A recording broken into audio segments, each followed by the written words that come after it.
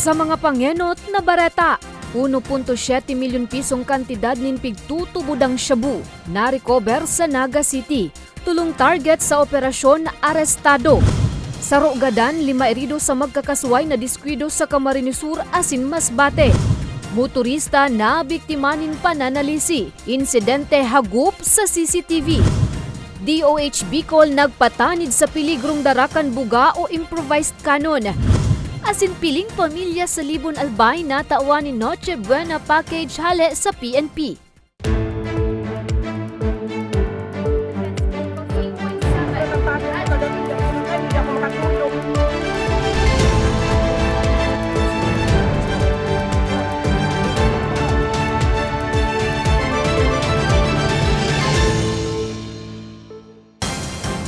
Maray na hapon, Miyerkules, Disyembre 28, taong 2022. Uninan mga baretang tatak Bicol. Madadangugman ang mga baretang ini sa 88.7, Radyo Oragon Catanduan, SSN 90.7, Radyo Oragon, Legazpi.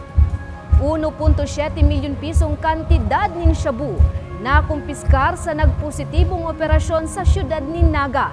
Tulong target sa operasyon arestado. Detalye sa report ni Nomer Corporal.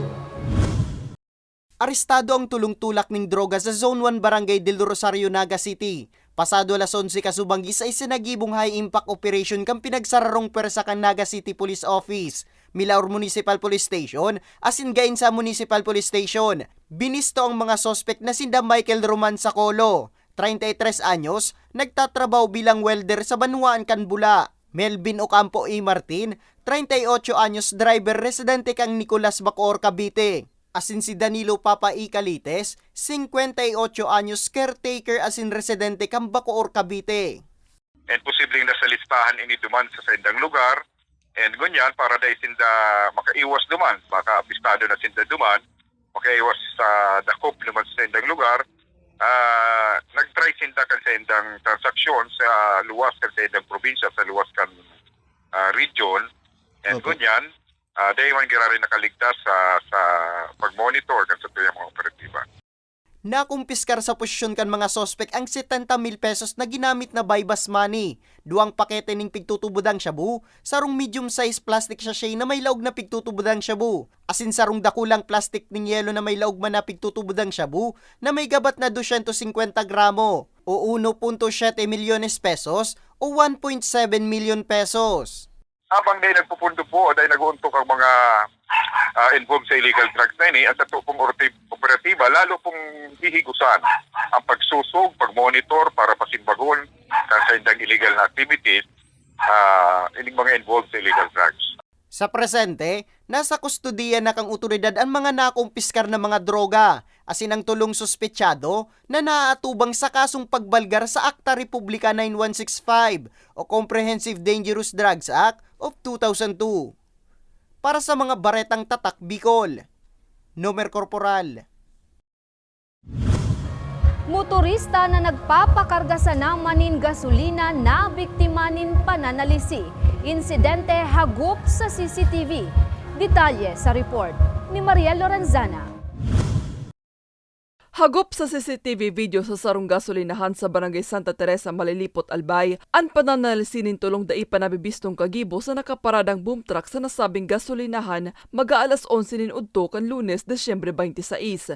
Sa video, mahiling ang pagbaba kan driver kan boom truck na binistong si Alan Pimentel Asaytuno kaibanan ang sa iyang pahinante nga ni magpakarganin gasolina.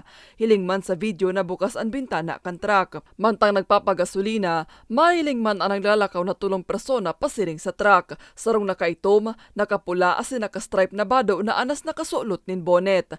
Nagpasiring ang mga kagibo sa driver seat asin marikas na kinua na walat na body bag ni Asaytuno, laman ang mga importanteng ID siring kan SSS, TIN, Pag-ibig, driver's license, PhilHealth ID, duwang ATM, ORCR nin motorsiklo asin kantidad 1,500 pesos na kwarta. Sigun sa Malilipot Municipal Police Station, dayon na sa inda na ipaabot ang insidente. Alagad patanid kan hepatura, perming pasiguruhon ang mga pigmamanayang bihikulo asin da ibasang na magwalat nin gamit digdi, hulit na nagiging mainit-inis sa mga mata kan mga maraot na elemento. At ang mga kriminal ay andyan lang po sa paligid at naghihintay lang ng opportunity para makapagsagawa ng krimen. Huwag natin silang hahayan. At kung meron man po kayo na napapansin na mga kahina-hinalang galaw ng tao, i-report ka agad sa amin. Katakot kaini, nanindugan man ang gasolinahan na mayo sindang naging pagkukulang sa nangyaring insidente. Pigbalo pa man ka news team na kuanin pahayag ang driver kan truck na nabiktima nin pananalisi, alagad mayo pa ining kasimbagan sa pangyayari. Para sa mga baretang tatak, Bicol, Maria Lorenzana.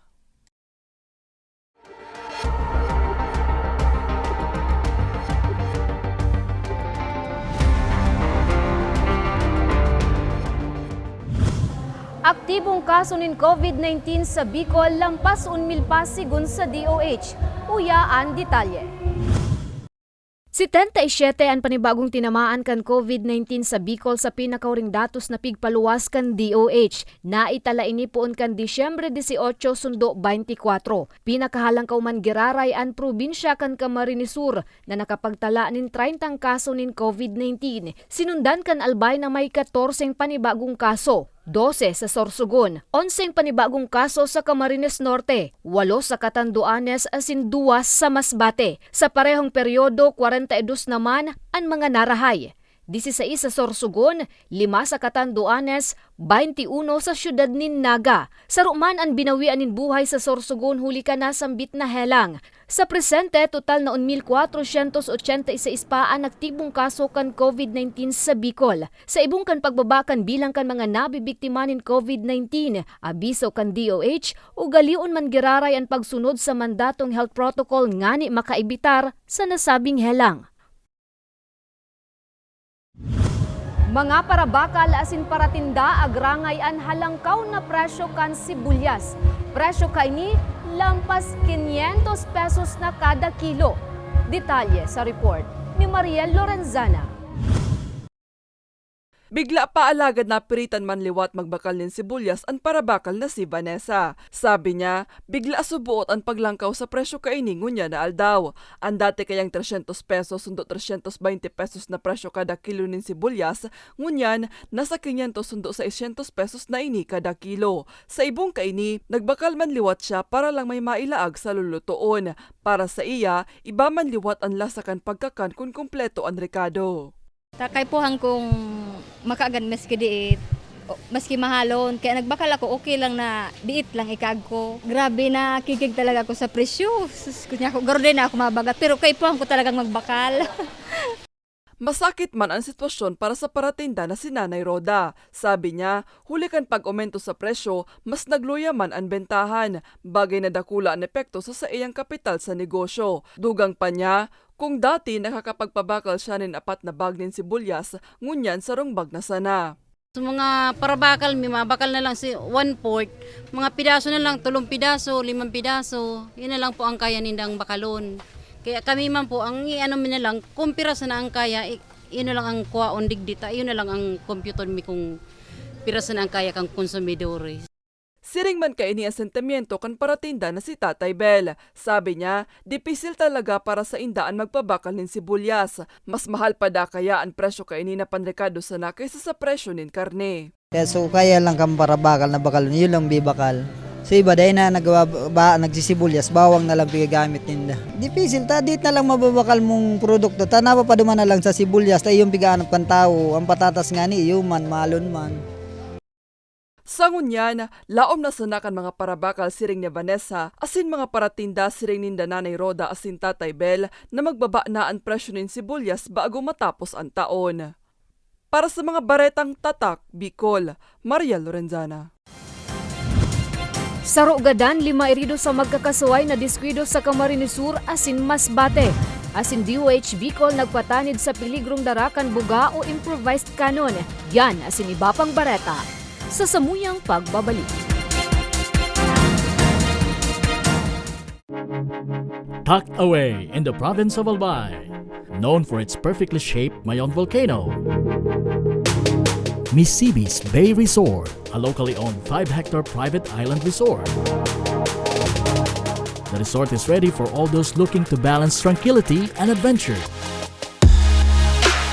This tropical destination is where guests can either choose to relax under the palm trees or have an adventure under the sun. It features modern and luxurious rooms and villas, recreational facilities, and sophisticated services.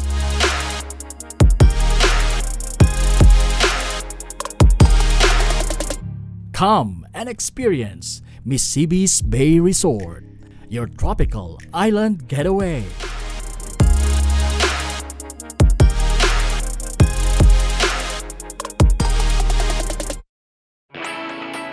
Naghahanap ka ba ng trabaho? Marunong ka bang mag-shoot ng video? Mag-edit? Magaling ka ba sa social media? Willing ka bang matuto? Graduate ng journalism o may alam na sa media? Apply na dahil naghahanap kami ng videographers para sa Camarines Norte, Sorsogon, Camarines Sur, Catanduanes at Masbate. Ipadala ang inyong resume sa actioncallcenter@gmail.com at maging pinakabagong miyembro ng aming team. Tara na! Apply na!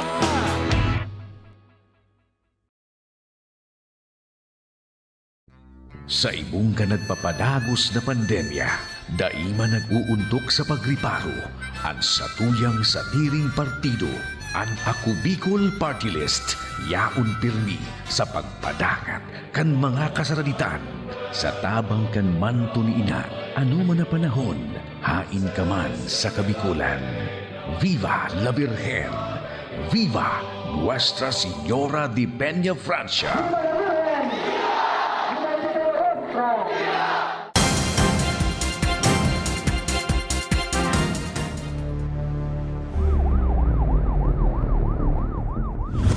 Nagbabalikan Ako Bicol Online TV. Lolo gadan kan mabangga nin truck sa Ocampo, Camarines Sur. Detalye sa report ni Maria Lorenzana. Sa CCTV footage sa Sitio Pilay, Barangay Cagbanaba, Ocampo, Camarines Sur, mahiling ang pagkakalase ka 70 anyo sa Silidio Bersabal, residente ka nasabing barangay, matapos na mabangga ka nagdadangadang na marikas sa truck 1:20 nin hapon kasuudma. Sa impormasyon, nagpurbar na mag-overtake sa truck na pigmamaneo ni Wilmar Burabo, ang driver kan sarupang kasunod na truck ni Burabo na binistog si Margarito Malasarte. Hulita posibleng mabangga ni Malasarte ang kasabat na motorsiklo sa ibong na linya, nagpurbar naman ining magbalik sa likodan kan truck ni Burabo. Alagad aksidente kay ining nabangga sa likod ang truck ni Burabo. Dahilan nga ni mawaaranin kontrol si Burabo sa pigmamaneong truck na nagresulta sa pagkakabangga kay Bersabal na naglalakaw pasiring sa tindahan. Binalo pa man kutang idara sa ospital ang biktima, alagad binawian na nin buhay. Actually, nakabuti na lang po at nakaiwas po, nakatalon mula sa motorsiklo yung driver. So motor lang po ang medyo na-damage po. Parehong residente kan Barangay Payata, Goa, Camarines Sur ang duwang imbeltong driver na napag-araman na naging marikas ang padalagan. Paras po sila liable dahil yung the way silang mag-drive po is very reckless. So sa ating sa tingin natin ay nag-cancel na nagkakarera sila. Kasi wala naman itong truck na to eh.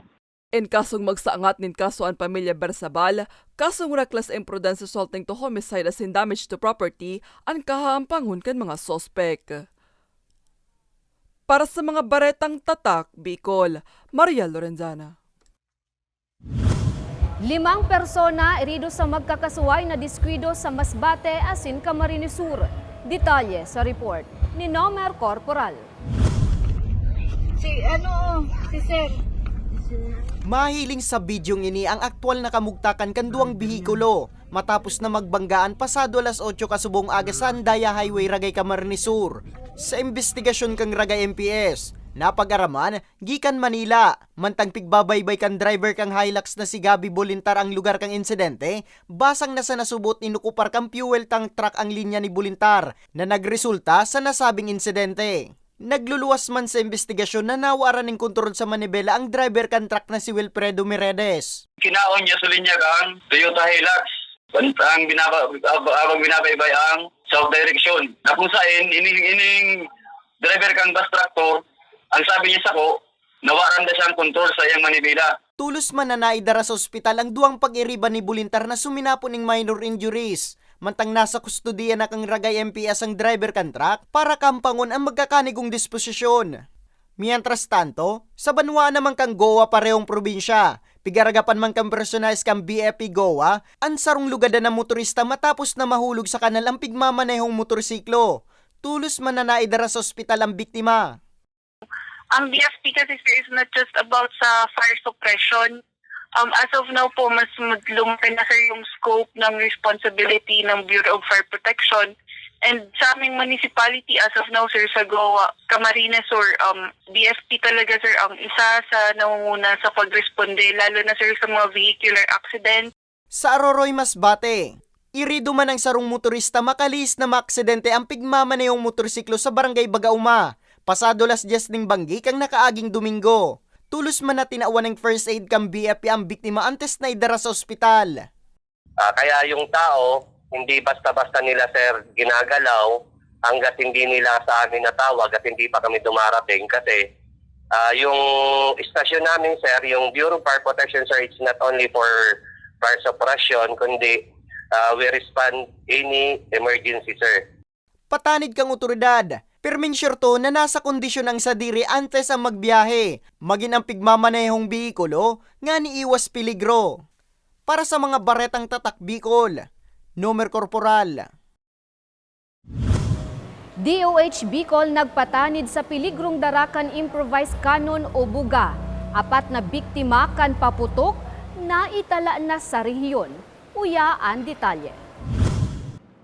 Sa pinakauring datos kan Department of Health Bicol Center for Health Development, apat na kaso nanin fireworks-related injuries ang naitala sa rehiyon ngunya na taon. Dua ang gikan sa Camarines Sur, saro sa Camarines Norte, saro sa Albay, anas man minor de edad ang mga biktima. 7 anyos ang pinakaaki mantang 15 anyos ang pinakagurang. Tulo sa apat na biktima ang lugadan huli sa paggamit nin handmade pyrotechnic devices na gibo sa PVC pipes o sa butong, siring kan improvised cannon o buga. Sigun sa ahensya maigot nindang pigdidisganar ang publiko sa paggamit nin buga hulita posible ining makasulo nin kublit, makalugad asin makaputol nin muro o iba pang parte kan hawak. Nag-abiso man ang ahensya sa piligrong darakan firecrackers. Katakod kay ni nag-apilar ang Departamento de Salud urug na sa mga magurang na pagbawalan ng gadan sa indang mga aki na magamit nin mga piligrosong paputok ngani mailikay ang mga ini sa parehong insidente. Mientras tanto, sigun sa ahensya preparado naman subuot ang gabos na ospital asin iba pang health facilities sa rehiyon para sa pagtratar sa mga nabiktima o mabibiktima nin paputok. Pigiin kami narman kan DOH ang iba pang lokal na gobyerno asin iba pang ahensyas na mag-implementar o padagos na magibo nin mga lakdang kontra sa mga aktibidad na may darang peligro sa salud nin tawo sa pagsabat kan bagong taon. Imbes ang paggamit nin paputok, sigun sa DOH magamit na sana nin ibang alternatibo, siring kan paggamit nin mga bagay na nagkakausa man nin ribok arog kan musical instruments. Piling pamilya sa Libon Albay natawan ni Noche Buena Package hale sa PNP. Detalye sa istorya ni Nomer Corporal. Bitbit ang mga inandang Noche Buena Package. Personal na iniabot kang personalis kang Libon Municipal Police Station sa 20 nindang benepisyaryo ang sa indang mga pamasko. Antes ang pananauning Noche Buena Package, nagkaroling na muna ang grupo. May cash gift man na naresibi ang mga benepisyaryo. Sigun sa Libon MPS, nakatuudan na ninda ini taon-taon. Ngunya na taon, may tema ang proyekto na kanta ko Noche Buena Package nyo. Dugang pa ni Corporal, obeto kang proyekto na makapagtauning kaugman sa labing nangangaipong pamilya sa Banwaan. Sa siring man na paagi, natatawan man daninda ang mga benepisyaryo ng pag-alalay. Siring man na nakukuha kang komunidad na pagkatiwala ng kapulisan. Kami po is from Libon Municipal Police Station. Maghahandog po kami ng awitin. Ang kanta ko, Noche Buena nyo. Parte man ang proyekto sa nagpapadagos na programa kang PNP, nakasimbayan ng project o kapulisan simbahan at pamayanan. May mga regalo as in cash gift man na naresibi ang kaakian sa Barangay San Antonio. Sa kakatapos pa sa ng gift giving and children's party, kang ipatura ka subong hapon. Asigurasyon kang Libon Municipal Police Station. Padago sindang magibo ni mga paagingan ni makatabang sa komunidad. Bako sa nangunya na holiday season, kundi sa halawig pang panahon. Para sa mga baretang tatak Bicol, Nomer Corporal.